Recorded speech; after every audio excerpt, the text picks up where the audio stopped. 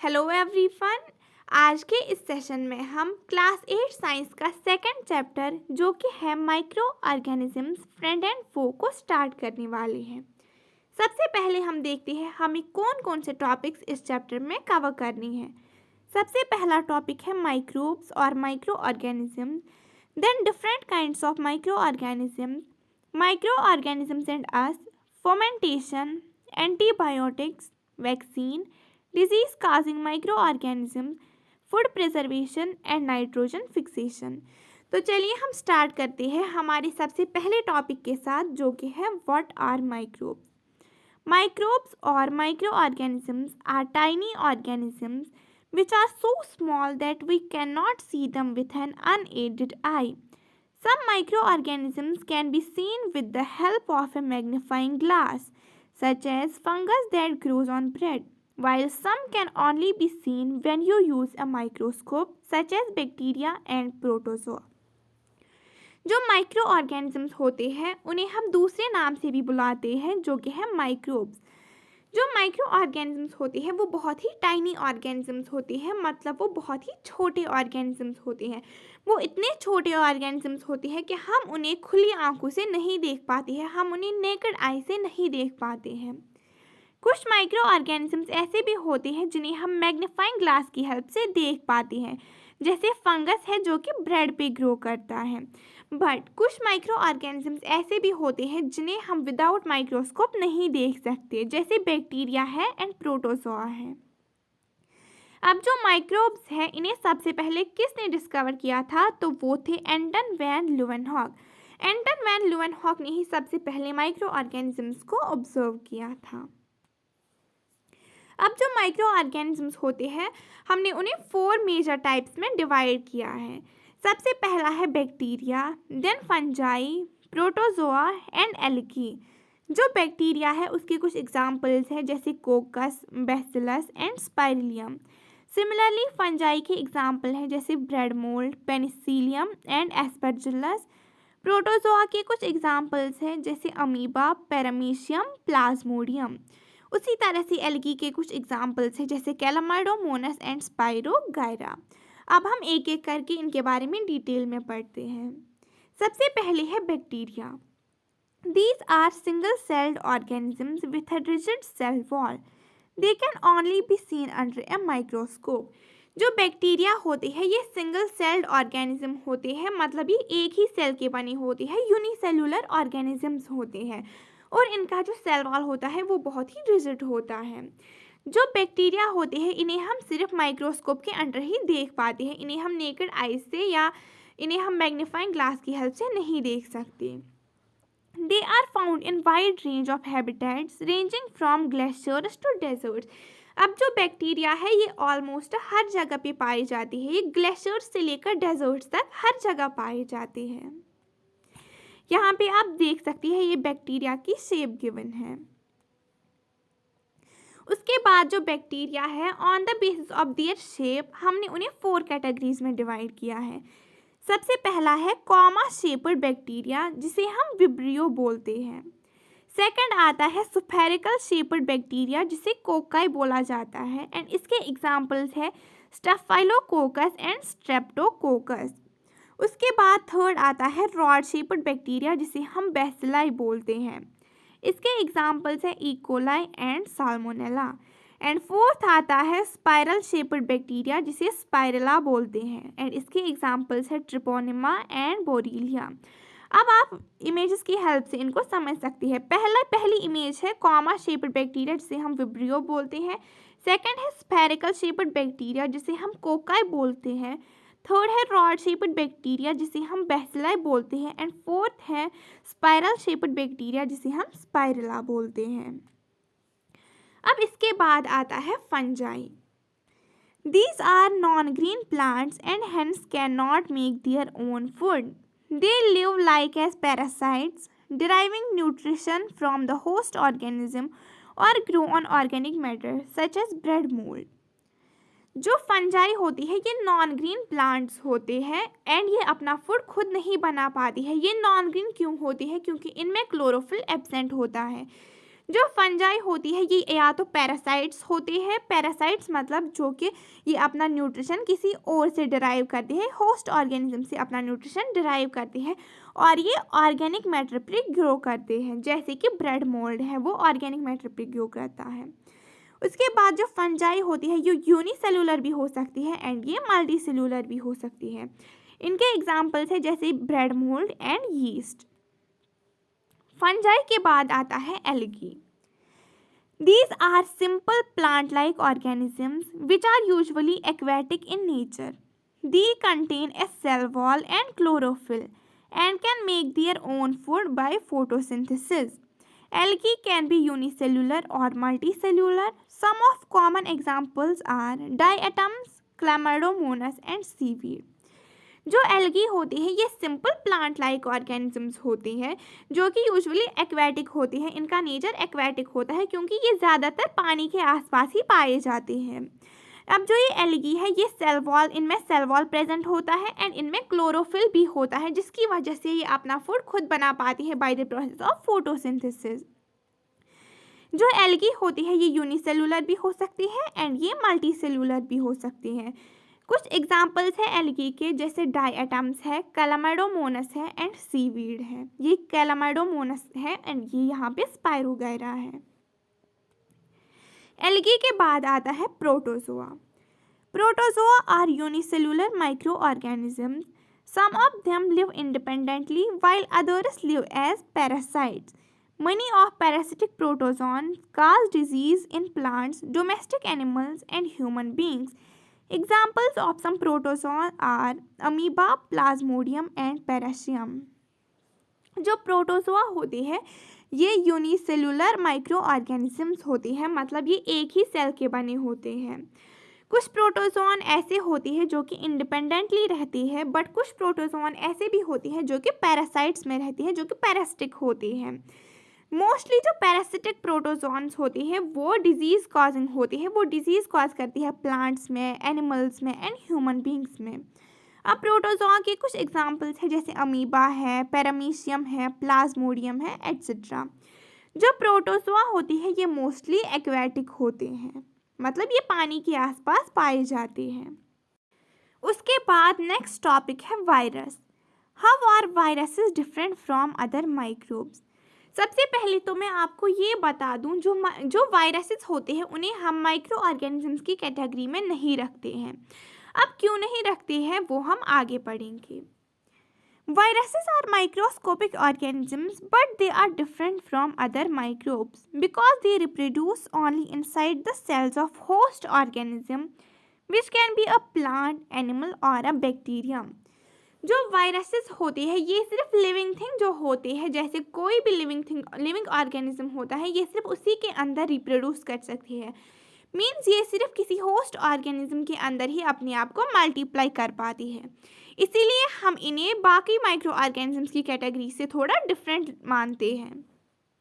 अब जो वायरसेस हैं इनका होस्ट कोई भी हो सकता है, जैसे प्लांट हो सकता है, एनिमल हो सकता है एंड बैक्टीरियम हो सकता है।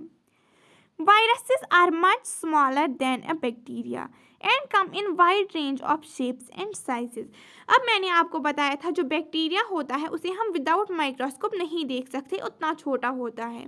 बट जो वायरसेस होते हैं वो बैक्टीरिया से भी छोटे होते हैं, मतलब बहुत ज़्यादा छोटे होते हैं, बहुत स्मॉल होते हैं। And they come in wide variety of shapes and sizes. और जो वायरसेस होते हैं उनके different shapes and different sizes होते हैं। A complete virus particle is known as viron. जो एक कंप्लीट वायरस पार्टिकल होता है उसे हम क्या बोलते हैं, उसे हम वायरॉन बोलते हैं। And virion consists of nucleic acid surrounded by capsid. और जो वायरॉन है वो क्या कंसिस्ट करता है, वो न्यूक्लिक एसिड कंसिस्ट करता है और वो किससे सराउंड होता है, वो एक कैप्सिड से सराउंड होता है। अब कैप्सिड क्या होता है, ये एक प्रोटेक्टिव कोट होता है जो कि प्रोटीन से बना होता है। The subunits of this protein called capsomere. अब जो ये प्रोटीन होता है इसके सब यूनिट्स को हम कैप्सोमियर बोलते हैं। Viruses can be seen only by an electron microscope as they are ultra microscopic in size. अब जो वायरसेस होते हैं इन्हें हम सिर्फ इलेक्ट्रॉन माइक्रोस्कोप के अंदर ही देख पाते हैं, क्योंकि ये अल्ट्रा माइक्रोस्कोपिक होते हैं, यानी बहुत ज़्यादा छोटे होते हैं साइज में. Outside the body of a living organism, they do not show any reaction and hence can be crystallized and stored like non-living things. जब ये वायरसेस किसी लिविंग ऑर्गेनिज्म की बॉडी के बाहर होती है तो ये कोई भी रिएक्शन शो नहीं करती है एंड इसीलिए इन्हें क्रिस्टलाइज किया जा सकता है एंड स्टोर किया जा सकता है, जैसे हम किसी नॉन लिविंग थिंग को स्टोर करते हैं. नेक्स्ट टॉपिक है micro organisms and us. Some microorganisms are beneficial to us while others are harmful and cause disease.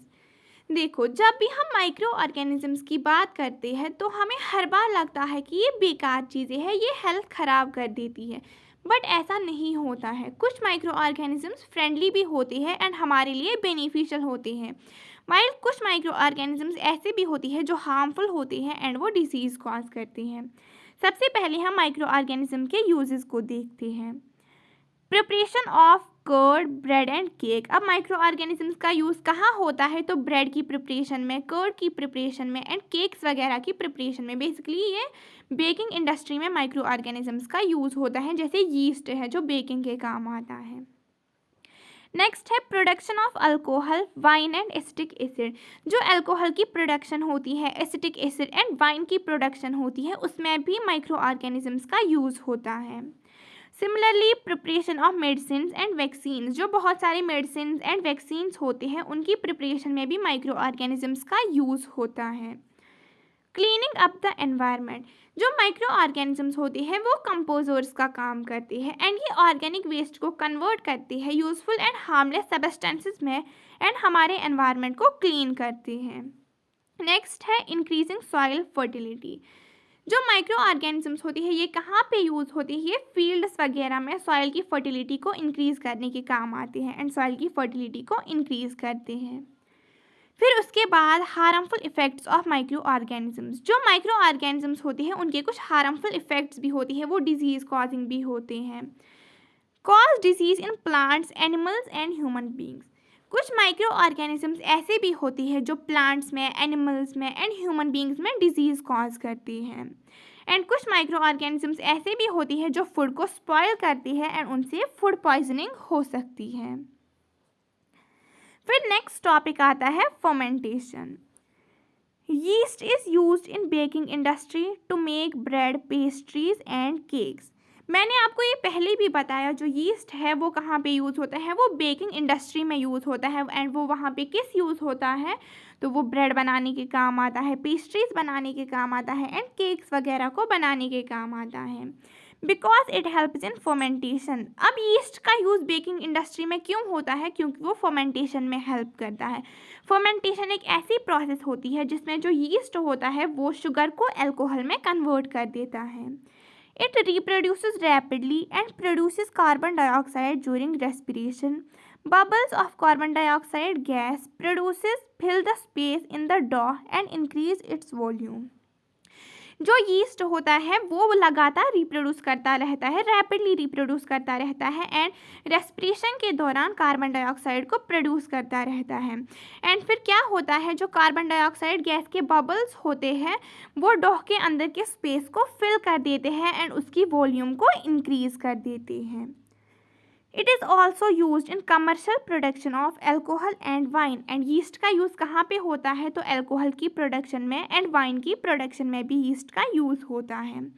अब फर्मेंटेशन क्या होती है? तो मैंने आपको पहले भी बताया, fermentation is the process by which yeast convert sugar into alcohol. Fermentation एक ऐसी प्रोसेस है जिससे जो यीस्ट होता है वो शुगर को, या हम कह सकते हैं ग्लूकोज को, अल्कोहल में कन्वर्ट कर देता है. It was discovered by Louis Pasteur in 1857 and fermentation को सबसे पहले किसने डिस्कवर किया था? तो उसे लुइस पास्चर ने 1857 में डिस्कवर किया था. फिर नेक्स्ट टॉपिक आता है वैक्सीन. पहले तो मैं आपको कुछ टर्म्स यहाँ पे बता देती हूँ. पहला है पैथोजेंस. पैथोजेंस होते हैं डिजीज़ कॉजिंग माइक्रो ऑर्गेनिज्म. जो माइक्रो ऑर्गेनिज्म डिजीज़ कॉज करते हैं उन्हें हम पैथोजेंस बोलते हैं. नेक्स्ट है antibodies. Antibodies are substances our body produces to fight disease causing microbes. जो एंटीबॉडीज़ होते हैं ये वो सब्सटेंसेस होते हैं जो हमारी बॉडी प्रोड्यूस करती है, किस लिए? जो डिजीज़ कॉजिंग माइक्रो ऑर्गेनिजम्स होते हैं उनसे फाइट करने के लिए। अब हम वैक्सीन पे आते हैं। वैक्सीन आर वीकेंड और dead disease causing microbes that are injected in our body to trigger the production of antibodies. These antibodies remain in the body for a long time to protect it against any attack of disease causing microbes.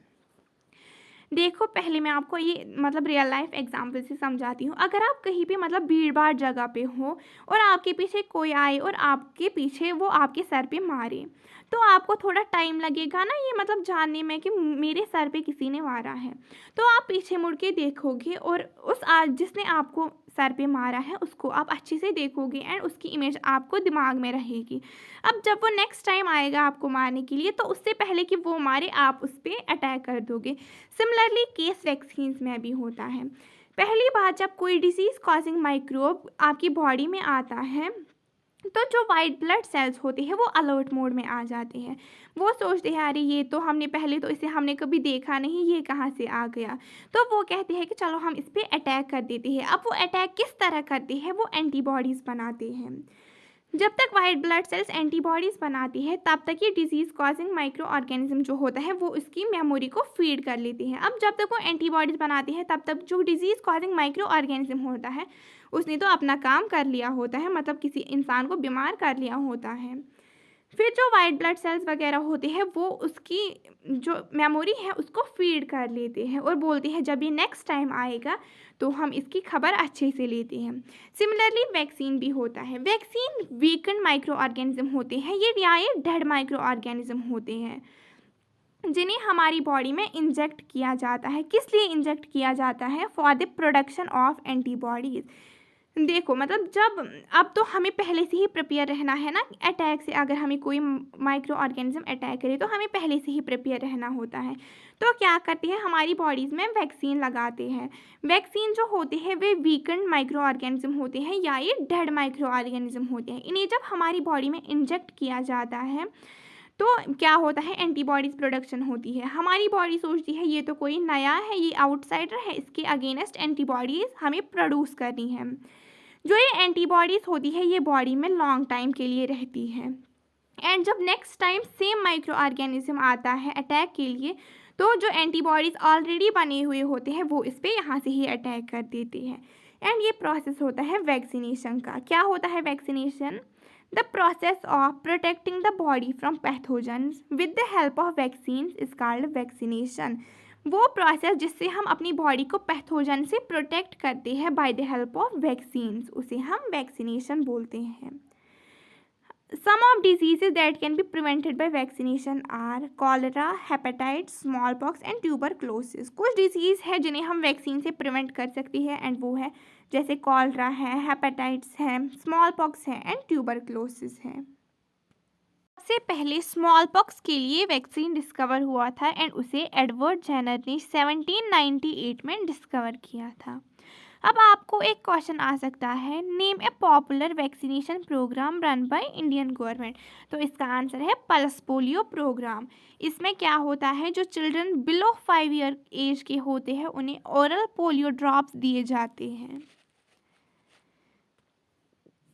फिर next topic है harmful micro organisms. वो micro organisms जो हमारे लिए harmful हैं।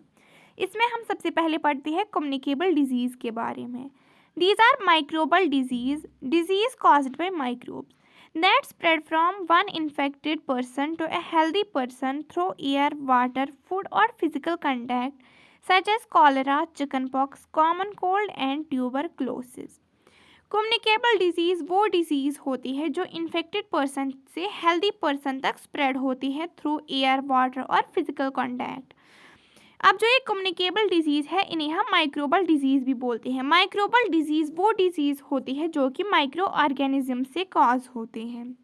जो ये communicable disease है ये एयर से भी स्प्रेड हो सकती है, वाटर से भी, फूड से भी और फिजिकल कॉन्टैक्ट से भी। इनके एग्जाम्पल्स है जैसे कॉलरा है, चिकन पॉक्स है, कॉमन कोल्ड है एंड ट्यूबरक्लोसिस। अब कैरियर्स क्या होते हैं? insects and animals that carry disease causing microbes and transfer them from place to other and called carriers or vectors such as houseflies and mosquitoes. जो carriers होते हैं ये insect या एनिमल कोई भी हो सकता है। ये क्या करते हैं, जो डिजीज़ कॉजिंग माइक्रो ऑर्गेनिजम्स होते हैं ये इन्हें ट्रांसफ़र करते हैं एक जगह से दूसरी जगह। इन्हें हम कैरियर्स बोलते हैं और अदर नेम वेक्टर्स भी बोलते हैं, जैसे हाउस फ्लाइज है, मॉस्किटोज़ है, एट्सेट्रा। अब कुछ कैरियर्स है जैसे मलेरिया, वो फीमेल एनाफिलिस मॉस्किटो से स्प्रेड होता है। जो एक्चुअल में मलेरिया कॉज करता है वो फीमेल एनाफिलिस मॉस्किटो नहीं होता है, ये सिर्फ कैरियर का काम करता है। एंड ये किसे कैरी करता है, ये एक पैरासाइट को करता है कैरी, जिसको हम प्लाज्मोडियम बोलते हैं, एंड इसी से मलेरिया कॉज होता है। उसी तरह से जो डेंगू है उसे फीमेल एनाफिलिस मॉस्किटो कैरी करता है, एंड वो किस से होता है, वो एक वायरस से होती है जिसे हम फिलाव वायरस कहते हैं। अब यहाँ पे आप देख सकते हैं बहुत सारे डिजीज़ बहुत सारी चीज़ों से स्प्रेड होती है, जैसे एयर, वाटर, फूड से। जैसे एयर से क्या क्या स्प्रेड होता है, tuberculosis, measles, chickenpox, polio. Similarly water से cholera, typhoid, polio and hepatitis spread होता है। फूड से क्या स्प्रेड होता है, कॉलरा स्प्रेड होता है। कांटेक्ट से मतलब फिजिकल कांटेक्ट से चिकन पॉक्स स्प्रेड हो सकता है, एंड मॉस्किटो से मलेरिया स्प्रेड होता है। नेक्स्ट है common disease and the micro organisms that cause them. कुछ कॉमन डिजीज एंड उन्हें कौन माइक्रो ऑर्गेनिज्म कॉज करता है। पहले हम बैक्टीरियल डिजीज़ के बारे में देखते हैं, कौन कौन है bacterial disease. Tuberculosis, cholera and typhoid, इन्हें बैक्टीरिया कॉज करता है। उसी तरह से वायरल डिजीज़ है, measles, chickenpox, polio and hepatitis A, ये वायरल डिजीज़ है। एंड प्रोटोजोआ से क्या कॉज होता है, तो मलेरिया प्रोटोजोआ से कॉज होता है। उसके बाद नेक्स्ट है disease caused by micro organism in animals. अब जो माइक्रो ऑर्गेनिजम्स होती है वो सिर्फ ह्यूमन में डिजीज़ नहीं कॉज करती है, वो एनिमल्स एंड प्लांट्स में भी डिजीज़ कॉज करती हैं। तो यहाँ पे हम एनिमल्स के देखेंगे। Bacillus anthrax, a dangerous disease that effects human and cattle is called a bacterium is caused by A bacterium called bacillus anthrax. एक डिजीज़ है जिसको हम बैसिलस एंथ्रैक्स बोलते हैं। ये एक डेंजरस डिजीज़ होती है जो कि कैटल को अफेक्ट करती है, एंड ये एक बैक्टीरिया से कॉज होती है जिसे हम बैसिलस एंथ्रैसिस बोलते हैं। उसी तरह से नेक्स्ट डिजीज़ है फुट एंड माउथ डिजीज़, जो कि कैटल्स में होती है। ये एक वायरस से होती है जिसे हम foot and mouth disease virus भी बोलते हैं, FMDV, और जिसे हम पिकोरना वायरस भी बोलते हैं। अब जो बैसिलस एंथ्रैक्स है ये डिजीज़ है, इसे सबसे पहले रॉबर्ट कॉश ने 1876 में डिस्कवर किया था। फिर नेक्स्ट टॉपिक आता है disease caused by micro organism in plant. जो माइक्रो ऑर्गेनिजम्स है वो प्लांट्स में क्या डिजीज़ कॉज करती है। The plants can be protected by using chemicals that kill these micro organism. जैसे ह्यूमंस को कोई डिजीज़ होती है तो हम एंटीबायोटिक्स लेते हैं और कोई अदर मेडिसिन लेते हैं जिससे हम ठीक हो जाते हैं। उसी तरह से प्लांट को भी प्रोटेक्ट किया जा सकता है बाय यूजिंग केमिकल्स, जो कि जब हम केमिकल्स का यूज़ करती है तो उससे जो हार्मफुल माइक्रो ऑर्गेनिजम्स होती हैं वो किल हो जाते हैं। कुछ कॉमन डिजीज़ है जो कि प्लांट्स में होती है माइक्रो ऑर्गेनिज्म के द्वारा, वो है सिट्रस कैंकर। ये एक ऐसी डिजीज़ है जो बैक्टीरिया से होती है एंड ये एयर से स्प्रेड होती है। Rust of wheat is caused by fungi and spread through air और सीड्स। जो रस्ट ऑफ व्हीट डिजीज़ है ये फंगाई से होती है, एंड ये कैसे स्प्रेड होती है, ये एयर से और सीड से स्प्रेड होती है। उसी तरह से येलो वीन मोज़ेक और भिंडी, ये एक वायरस से होती है एंड ये इंसेक्ट्स से स्प्रेड होती है। नेक्स्ट आते हैं food preservation. We need to preserve food because microorganisms that grow on food can sometimes produce toxic substances which are poisonous to us. If we consume this spoiled food, we can become seriously ill or die. Hence, we need to preserve food from being spoiled. जो हमें food preserve करना चाहिए। क्यों करना चाहिए? क्योंकि micro organisms तो हर जगह ग्रो होते हैं, वे तो फूड पे भी ग्रो होती है। इसीलिए जब माइक्रो ऑर्गेनिजम्स फूड पे ग्रो होती है तो वो समटाइम्स वो उस पर टॉक्सिक सब्सटेंसेस प्रोड्यूस करती है जो कि हमारे लिए पॉइजनस होते हैं। एंड फिर अगर हम उस फूड को कंज्यूम करेंगे तो हम बहुत सीरियसली बीमार पड़ सकते हैं एंड समटाइम्स ये डेथ भी कॉज कर सकता है। इसीलिए हमें चाहिए कि हम फूड को प्रिजर्व करें। अब फूड को प्रिजर्व करने के लिए कुछ मेथड्स हैं। पहले तो हम प्रिजर्वेटिव्स का यूज़ करते हैं। Preservatives are used in pickles, jams and squashes to protect them from spoilage. Preservatives का यूज़ हम कहाँ कहाँ करते हैं? तो हम पिकल्स में यूज़ करते हैं, जैम्स में एंड स्क्वैशेस में प्रिजर्वेटिव्स का यूज़ करते हैं सो दैट वो प्रोटेक्ट हो सके स्पॉइलेज से। Preservatives are common chemicals such as salts and edible oils that check the growth of microorganisms. जो प्रिजर्वेटिव्स होते हैं ये कॉमन केमिकल्स होते हैं जैसे साल्ट एंड एडिबल ऑयल। इससे क्या होता है? जब हम प्रिजर्वेटिव्स का यूज़ करते हैं तो इससे जो माइक्रो ऑर्गेनिजम्स की ग्रोथ होती है वो इफ़ेक्ट हो जाती है। इन पिकल्स वी एड साल्ट और एसिड प्रिजर्वेटिव्स। हम पिकल्स में कौन सा प्रिजर्वेटिव यूज़ करते हैं? हम या तो साल्ट ऐड करते हैं और हम कोई एसिड प्रिजर्वेटिव यूज़ करते हैं। Two commonly use preservatives are sodium benzoate and sodium metabisulphite. दो कॉमन प्रिजर्वेटिव्स जो हम यूज़ करते हैं, एक है sodium benzoate and second one is sodium metabisulphite. अब हम कॉमन साल्ट को भी एज अ प्रिजर्वेटिव यूज़ करते हैं, तो इसे हम कहाँ पे यूज़ करते हैं? Meat, fish and covered meat fish are covered with dry salt to check the growth of bacteria. हम कॉमन साल्ट को मीट पे यूज़ करते हैं एंड फिश को हम इससे कवर करते हैं सो दैट जो बैक्टीरिया है उसकी ग्रोथ ना हो सके। Salt is also use to preserve tamarind, amla, raw mangoes etcetera. And salt को एज अ प्रिजर्वेटिव हम कहाँ पे यूज़ करते हैं? टर्मरिंड में, आंवला में एंड रॉ मैंगोज में। उसके बाद जो शुगर है उसका यूज़ भी हम करते हैं एज अ प्रिजर्वेटिव। अब कहाँ पे यूज़ करते हैं? तो जैम्स में, जेलीज में एंड स्क्वैशेस में हम शुगर का यूज़ करते हैं। शुगर से क्या होता है? जो मॉइस्चर कंटेंट होता है वो रिड्यूस हो जाता है एंड उससे जो बैक्टीरिया की ग्रोथ होती है वो अफेक्ट हो जाती है, बैक्टीरिया ग्रो नहीं कर पाता है।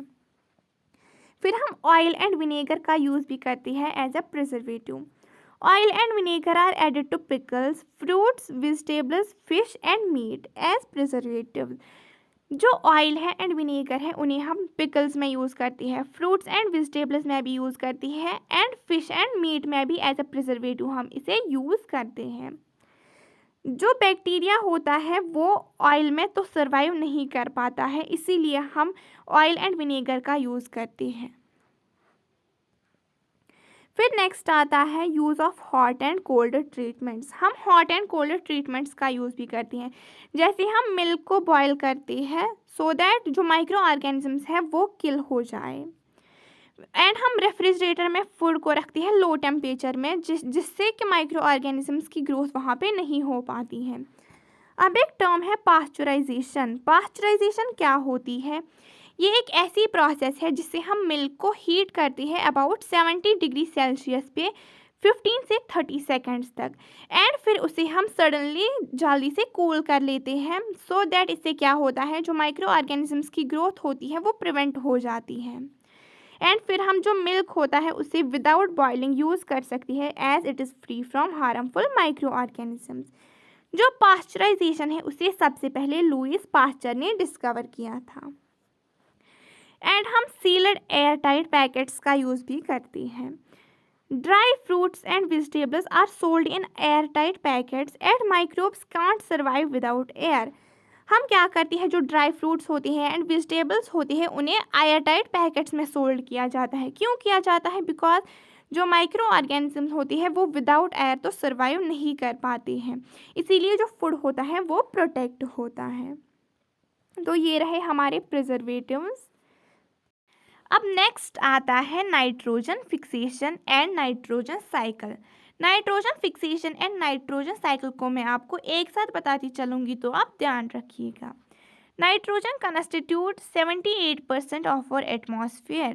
In living organisms, it is found in proteins, nucleic acids, chlorophyll and vitamins.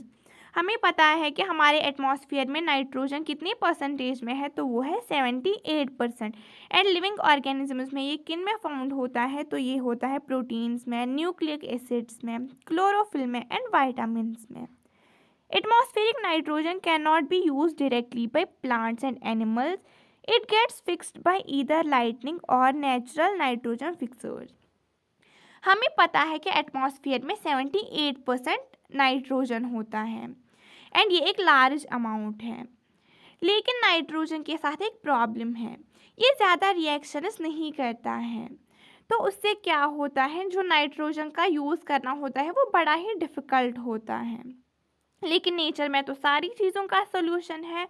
तो नेचर ने कुछ तरीके बनाए हैं जिनसे नाइट्रोजन को यूज़ किया जा सकता है। तो एक तरीका है लाइटनिंग। इसमें क्या होता है, जो एटमॉस्फेयर में नाइट्रोजन होता है वो एटमॉस्फेयर में जो ऑक्सीजन होता है एंड जो एटमॉस्फेयर में वाटर होता है उसके साथ रिएक्ट करता है एंड रिएक्ट करके बनाता है अमोनियम। एंड अमोनियम क्या है, ये एक कंपाउंड है। अब बारिश के पानी के साथ ये अमोनियम कंपाउंड सॉइल में जाता है और फिर सॉइल में मिक्स हो जाता है। इस तरीके से आप देखो, जो नाइट्रोजन एयर में था वो कहाँ आ गया, वो अब सॉइल में आ गया। तो अब एटमॉस्फेरिक नाइट्रोजन को सॉइल में लाने के लिए और भी तरीके हैं। एक था लाइटनिंग एंड सेकंड तरीका है नाइट्रोजन फिक्सर्स। सॉइल में कुछ स्पेशल टाइप के बैक्टीरिया होते हैं, उनके पास ये एबिलिटी होती है कि वो एटमॉस्फेयर से नाइट्रोजन एब्जॉर्ब करते हैं और फिर उस नाइट्रोजन से अमोनियम बनाते हैं एंड ये अमोनियम सॉइल में मिक्स हो जाते हैं। एंड ऐसे बैक्टीरिया को हम क्या बोलते हैं, तो ऐसे बैक्टीरिया को बोला जाता है नाइट्रोजन फिक्सिंग बैक्टीरिया। अब कुछ प्लांट्स होते हैं जिन्हें हम लेग्यूम बोलते हैं। उनके रूट्स में एक स्पेशल प्रॉपर्टी होती है कि उनमें बैग लाइक स्ट्रक्चर्स होते हैं जिनको नोड्यूल्स बोलते हैं। इन नोड्यूल्स में भी नाइट्रोजन फिक्सिंग बैक्टीरिया प्रेजेंट होते हैं और ये क्या करते हैं, ये भी एटमॉस्फेरिक नाइट्रोजन को लेते हैं और उससे अमोनियम बनाते हैं। तो ऐसे एटमॉस्फेयर का नाइट्रोजन सॉइल में आ जाता है in the form of ammonium and इस प्रोसेस को क्या बोला जाता है, इस प्रोसेस को नाइट्रोजन फिक्सेशन बोलते हैं। यहाँ पे आप नाइट्रोजन साइकिल में देख सकते हैं nitrogen fixation. Atmospheric nitrogen is converted by lightning और certain bacteria like rhizobium, azotobacter and blue green algae. इन बैक्टीरियाज का नेम आपको याद रखना है, rhizobium, azotobacter and blue green algae present in soil into compounds usable by plants. तो जैसा कि मैंने आपको बताया, फिर उसके बाद नेक्स्ट स्टेप आता है nitrification. Ammonia conversion into nitrites by nitrosomonas and further conversion of nitrites into nitrates by nitrobacter. Plant take up nitrogen in the form of ammonia and or nitrates. तो पहला स्टेप क्या था, पहला step था nitrogen fixation. अब next step आता है nitrification.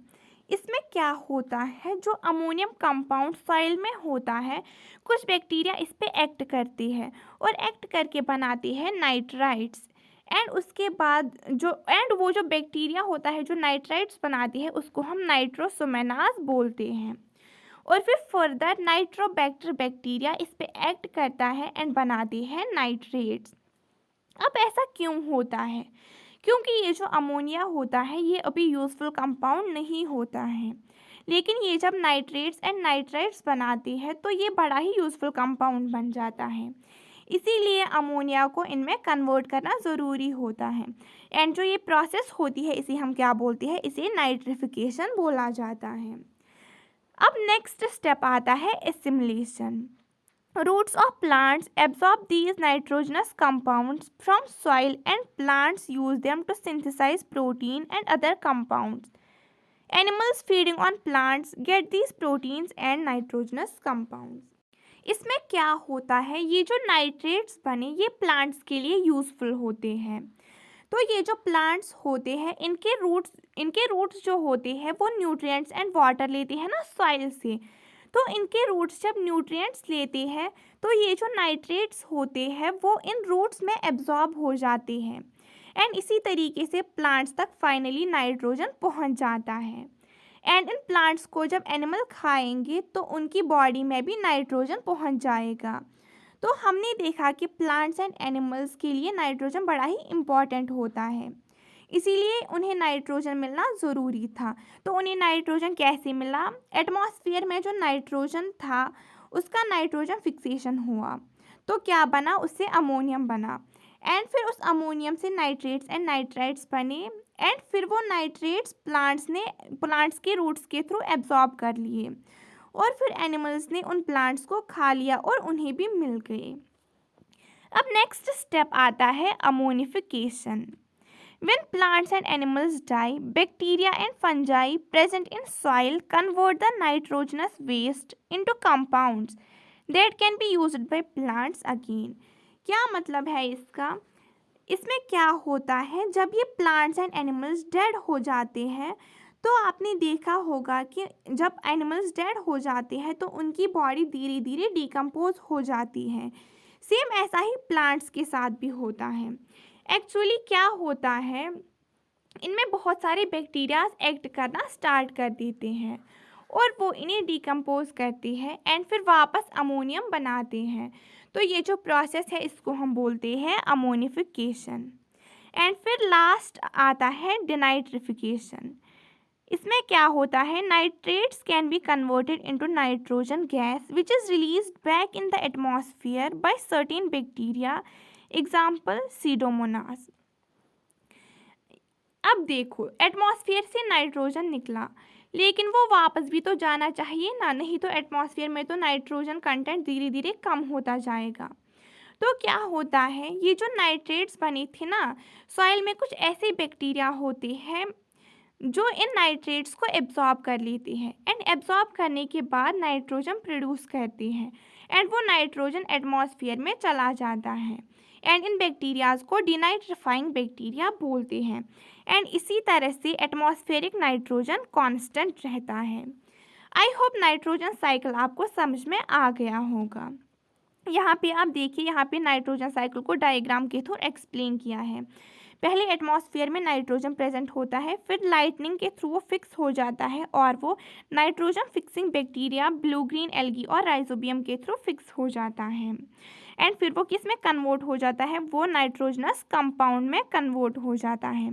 उसके बाद क्या होता है, वो जो नाइट्रोजनस कंपाउंड्स हैं उन्हें कौन लेते हैं, या तो उन्हें प्लांट्स अपटेक कर लेते हैं एंड फिर प्लांट्स को एनिमल्स अपटेक कर लेते हैं एंड फिर जो नाइट्रोजनस वेस्ट होता है डेड से, वो फिर वापस कन्वर्ट हो जाता है कंपाउंड्स ऑफ नाइट्रोजन में एंड जो कंपाउंड्स ऑफ नाइट्रोजन होते हैं उन्हें बैक्टीरिया नाइट्रोजन गैसेस में फिर कन्वर्ट कर देता है।